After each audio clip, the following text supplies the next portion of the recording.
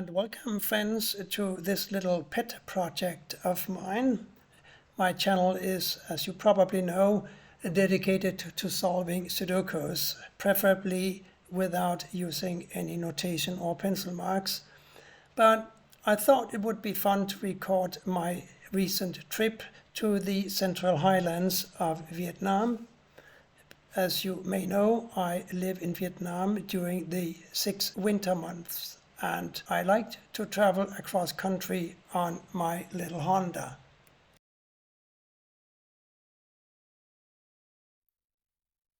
So this time I brought my Insta360 X3 and found a way to mount it on the motorcycle. I recorded a total of more than 7 hours of footage, but rest assured I'm not gonna have you sit through all of that. That would be murder.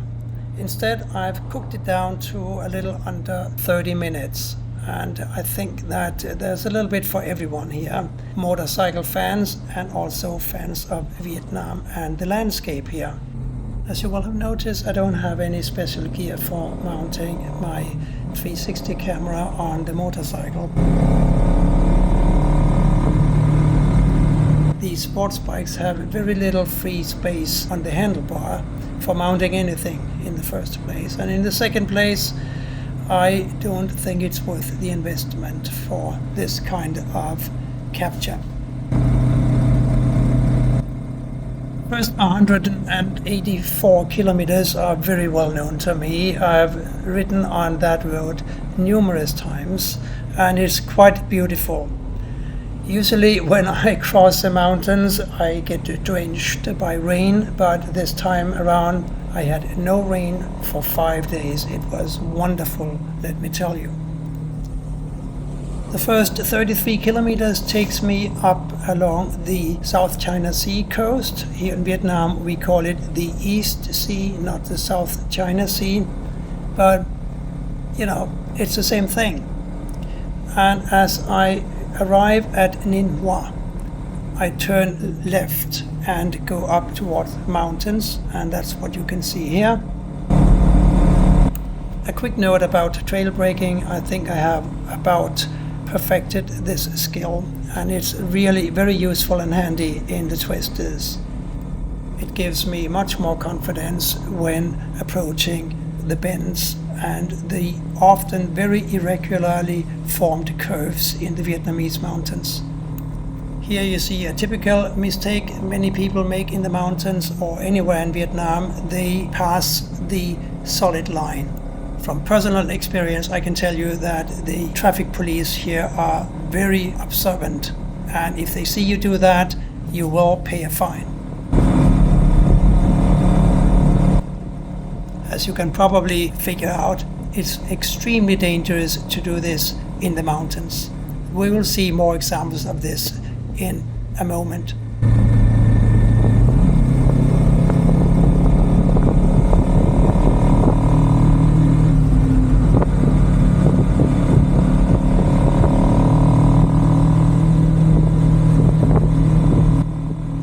We are probably going around 40 or 50 kilometers an hour here, and that is perfectly all right for this kind of road and in this environment.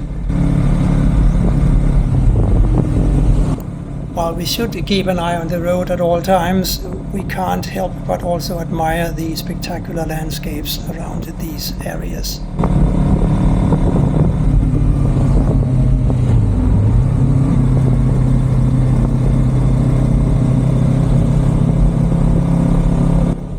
This stretch of road is about the best you can hope for in the mountains in this country.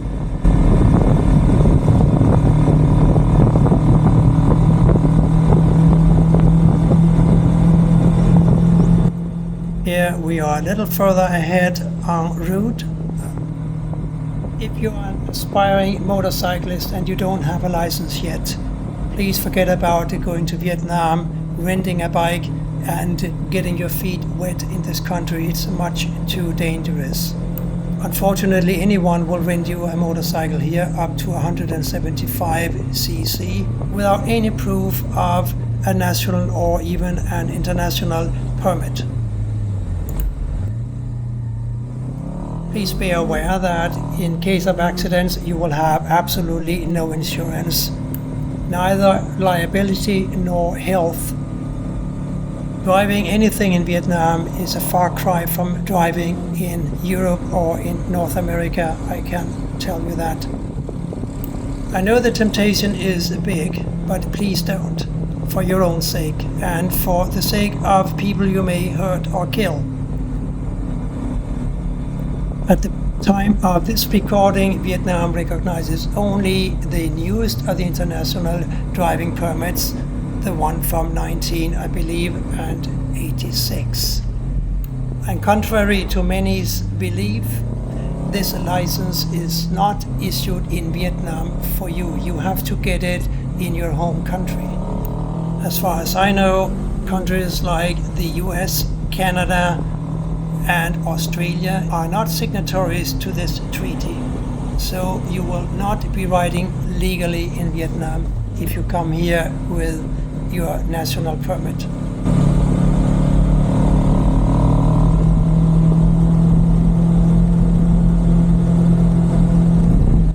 It's also worth noting that the Vietnamese driving education, and that goes for scooters, motorcycles, cars, trucks and buses, is a far cry from what you would be used to in North America or in Europe.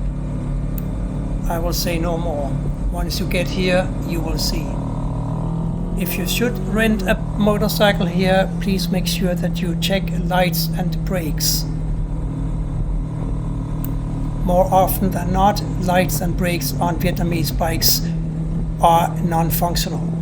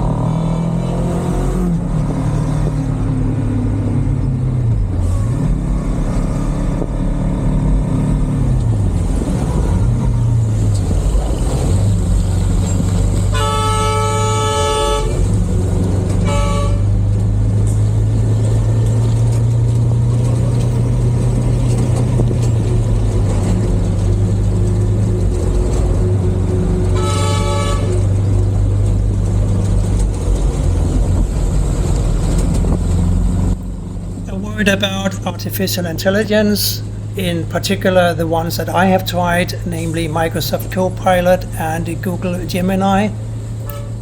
I posed a simple question to both, and the question was, tell me the motorcycle speed limits currently in effect in Vietnam for motorcycles over 175 cc. At the time of this recording, I have to tell you that both answers from Google and from Microsoft were totally bogus and wrong. For example, Google suggested an upper speed limit of 90 on Vietnamese expressways, totally ignoring the fact that at the time of this recording, two-wheelers are banned from expressways in Vietnam. Microsoft Copilot failed entirely in its response.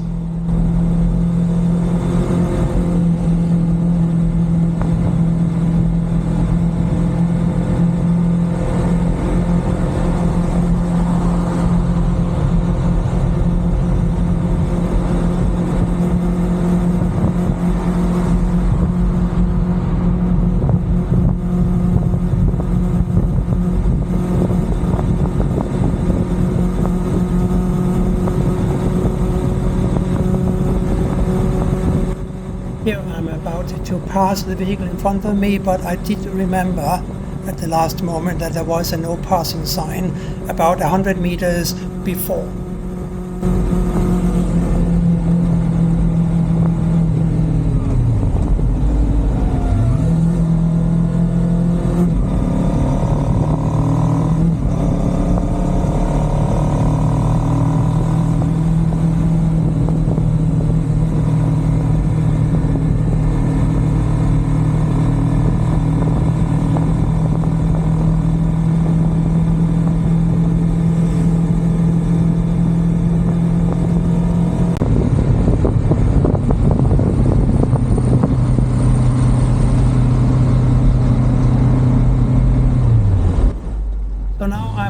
arriving at Bungmathot, the first city of this trip.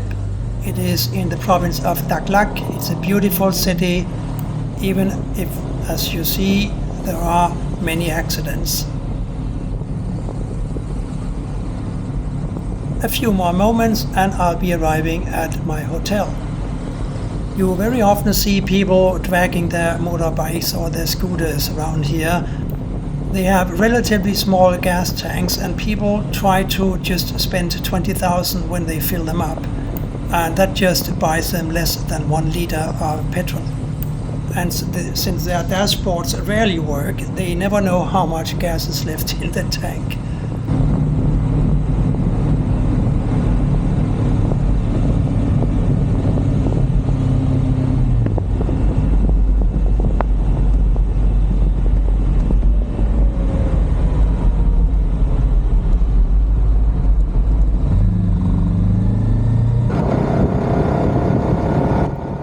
Finally arrived at the hotel here.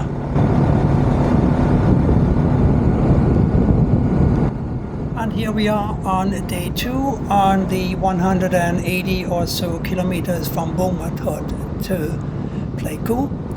A very nice road in good condition and usually populated with quite a few traffic police. I've been warned about those from various sources in Bungmathot and in Pleiku. But let me first talk a little bit about coffee, rubber and pepper plantations here. Vietnam is the second largest exporter and producer of coffee in the world after Brazil. They mainly grow Robusta and it tastes wonderful, I can tell you. This province, namely Daklak, is the main producer of coffee in this province. They also do a lot of pepper, which is of extremely good quality. And they also have rubber plantation lining this highway. For some reason it seems that rubber, pepper and coffee like the same kind of soil. At least that's what I deduct from observing how they grow. Now, as for the traffic police, I've only been stopped once on this highway before, and that was a kind of a pleasant stop. It was last year, and I was going in the other direction. I was overtaken by a police car with 4 police officers inside. They pulled ahead of me about 200 meters and stopped in the middle of the road. One of the officers got out of the car and waved me into the side, and I thought, well, what did I do now? It turned out I didn't do anything wrong. He just wanted to inquire about my bike, how much I paid for it, and if I would be willing to sell it. I have to admit that my bike does attract a lot of attention from especially young people and especially girls. Little do they know how uncomfortable this one is on Vietnamese roads and highways. It is a racing bike designed for a track and not for bumpy roads.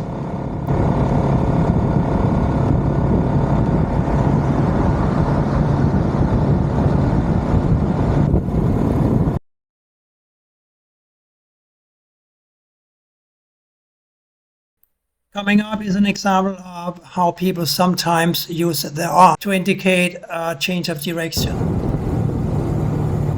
And here's a nice family I made in a coffee shop on the road.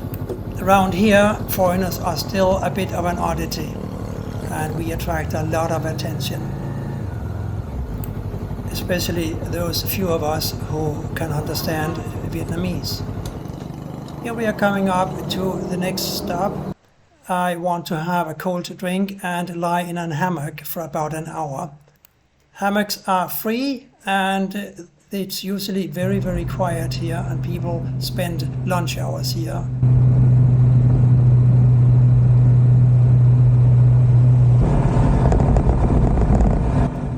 I spent 2 nights in Pleiku because it's such a wonderful city. And I made some new friends in a homestay, and I'm definitely going to stay there again the next time around. Let me warn you, the Highway 19 is in shambles. I'm so happy I managed to purchase a pair of bicycle padded riding pants that I wear when I'm on the highway in Vietnam on my motorcycle. Last year I came back from a 12-day trip and I couldn't sit down for 3 or 4 days. With the bicycle padded pants, it's much, much better.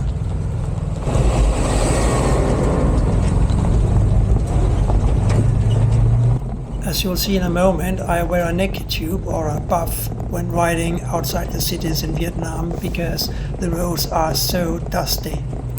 A normal face mask that we learned to love during COVID-19 is just not enough in this environment. Besides, it doesn't sit well underneath the helmet.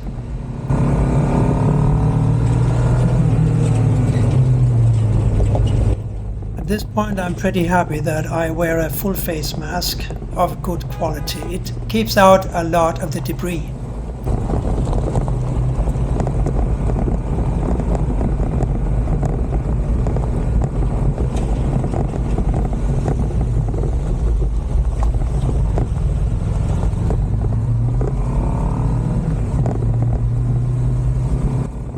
I never go outside cities in the dark.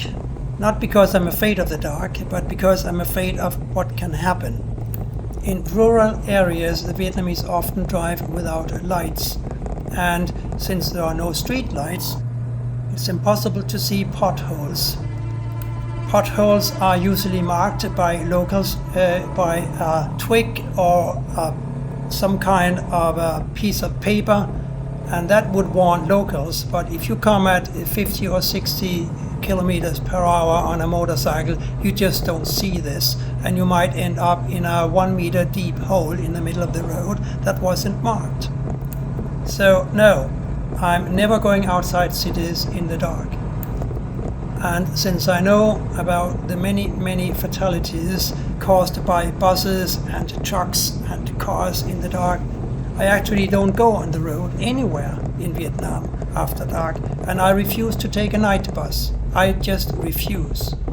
Every week you see reports of fatalities and buses that went down hillsides and drunk drivers being without pauses for almost a day and being very tired cause accidents.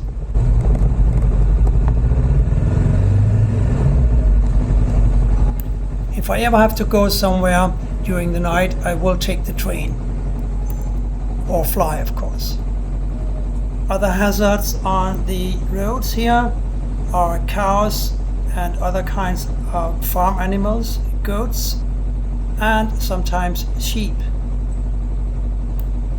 Last year I almost was killed by a calf that lost its footing on a small hillside next to the road. It came tumbling down and ended in the middle of the road. I did some emergency braking on my motorcycle, and I think I stopped about 20 or 30 centimeters from one of its legs. Generally speaking, you don't want to do emergency braking in Vietnam because people behind you don't expect you to stop and they might rear-end you. That's why many foreigners don't understand why people don't stop at a red light in cities. They don't stop, first of all, because they're ignorant in some cases, and second, because if they do stop, the people behind them don't expect them to stop. They expect them to break the rules like everyone else does. So if they do stop, they will cause an accident. I'm not saying what is right and wrong, I'm just saying that if you don't understand the driving culture here, maybe you shouldn't drive. But if you do drive, and if you're qualified, and if you have the proper permits, then you will have a lot of wonderful experiences here. This delightful couple entertained me for about half an hour while I had coffee and a rest at their coffee shop. At this point, I'm about halfway between Pleiku and Quy Nhon, my next stop.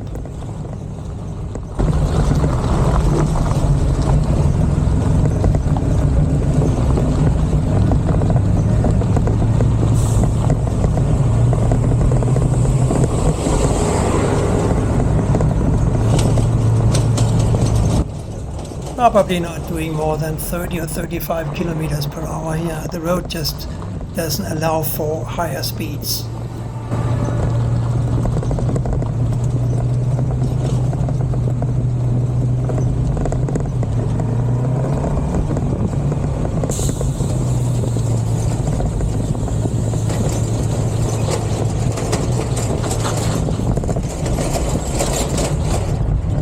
The safest place to be in Vietnam on the road is in front of large vehicles, not behind them, because then at least you can see what is going to happen.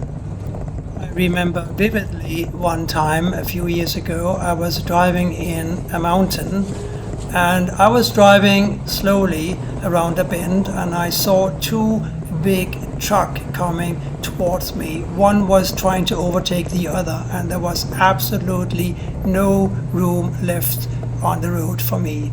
I had to put my motorcycle into a ditch.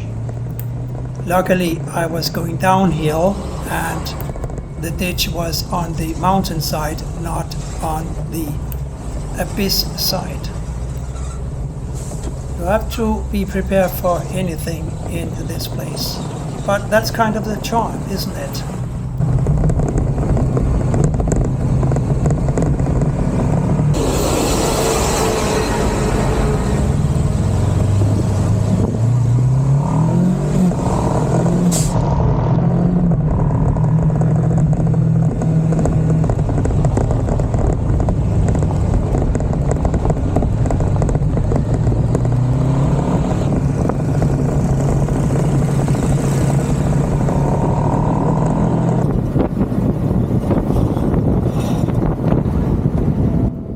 One hauling bamboo, cut to specific lengths.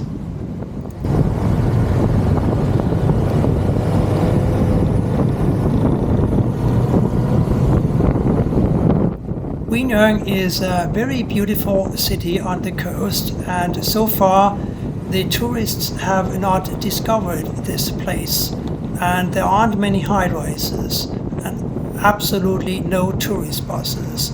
It's heaven, absolute heaven for long-term residents such as myself.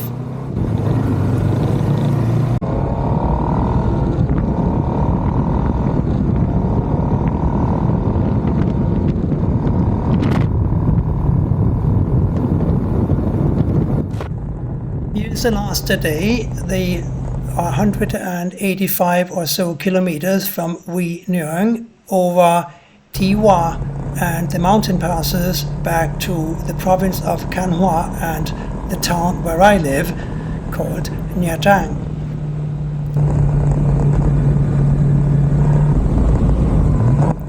People are usually raving about the Highlands Pass around Da Nang, but the passes here are a good match. I've also been up to Ha Giang or Ha Giang in the north, by the Chinese border, but the passes here down south are just as nice. When I say nice, I of course mean in terms of motorcycling, because frankly for a motorcyclist what's more fun than twisties and mountains?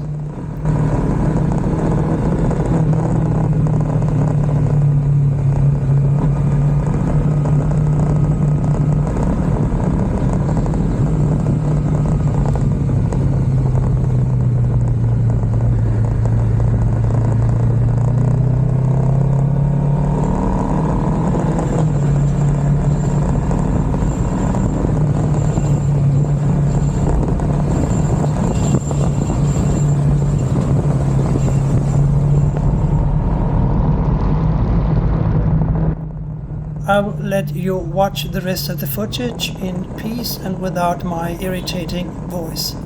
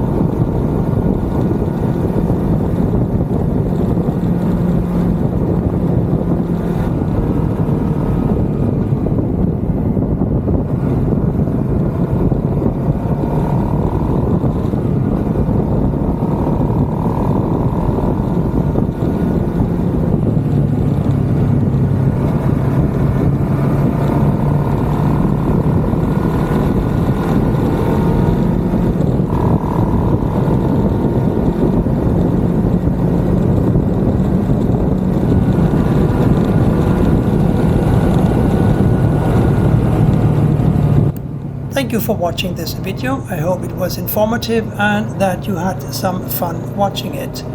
I hope to see you back here again soon. Bye for now.